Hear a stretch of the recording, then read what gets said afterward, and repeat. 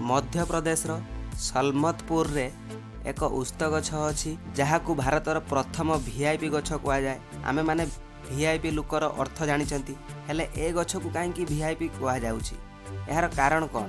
यार कारण है वीआईपी लोक मानक जेपरी चर्चा करा जाए यही गछर रक्षणाबेक्षण पाई मध्य बहुत किछि ध्यान दिया जाय थाए। एही गछटी को जगिया पाई 3-4 जन पुलिस कर्मी नियुक्त होइछंती। प्रति वर्ष यही उस्त गछ पिछा 12 ରୁ 15 लाख टंका पर्यंत खर्च होता है। प्रश्न उठे यहाकू एते ध्यान कहीं दि जाउछि?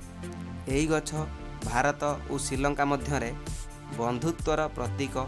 2012 मसीहा सेप्टेम्बर 12 तारिख में श्रीलंकार पूर्वतन राष्ट्रपति महिंद्रा राजपक्षे यही गछटी को लगाई। यही गछ को श्रीलंकार एक पवित्र गछ बोली लोक माने मानि थांती।